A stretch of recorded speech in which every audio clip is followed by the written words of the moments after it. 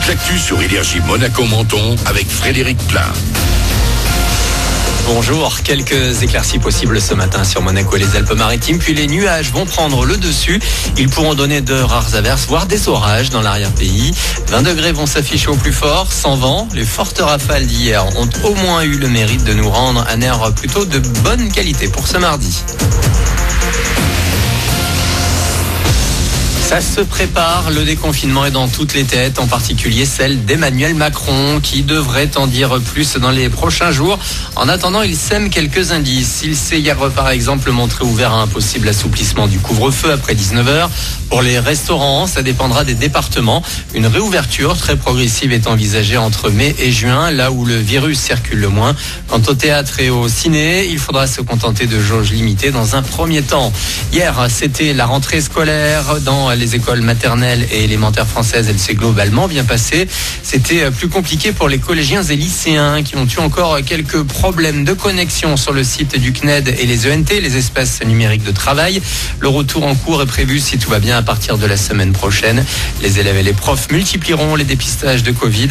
La haute autorité de santé a justement hier autorisé les tests antigéniques et les autotests pour les moins de 15 ans.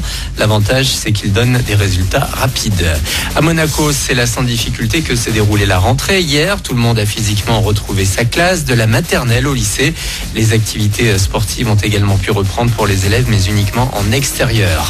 Côté situation sanitaire, sur le Rocher toujours, le taux d'incidence repart en petite hausse. 86 cas pour 100 000 habitants contre 62 la semaine dernière. Il est également à noter qu'un nouveau décès le week-end dernier est venu porter à 32 le nombre de victimes de la Covid à Monaco depuis le début de la pandémie. Ce rappel pour ne pas avoir de mauvaises surprises comme déjà certains hier. Si l'Italie s'est sérieusement déconfinée ce lundi, elle n'a pas pour autant rouvert ses frontières. Elle est encore bien hermétique au tourisme frontalier. Toujours pas question donc de s'y rendre pour aller acheter des clopes notamment.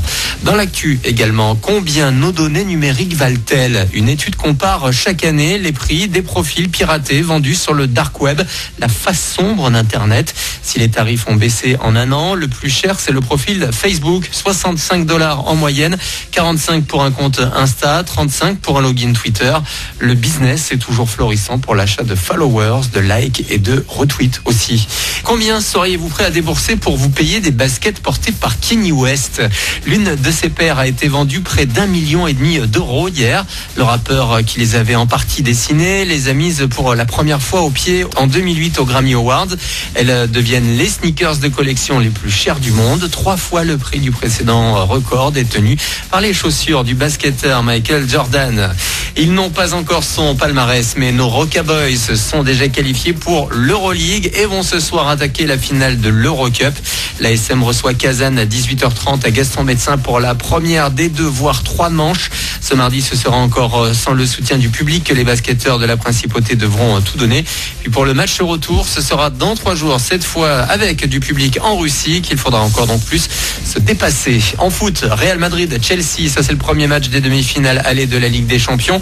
Coup d'envoi 21h ce soir en Espagne. Demain, le PSG recevra Manchester City. Pour terminer, ce ne sera finalement pas Menton, mais Toulon. C'est le marché du cours Lafayette dans le Var qui va représenter la région PACA au concours du plus beau marché de France.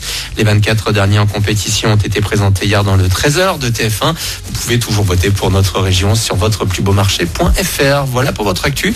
Bon début de journée à vous. Bonne route et prudence si vous êtes sur la 8 vers Roquebrune. Ça bouchonne pas mal actuellement.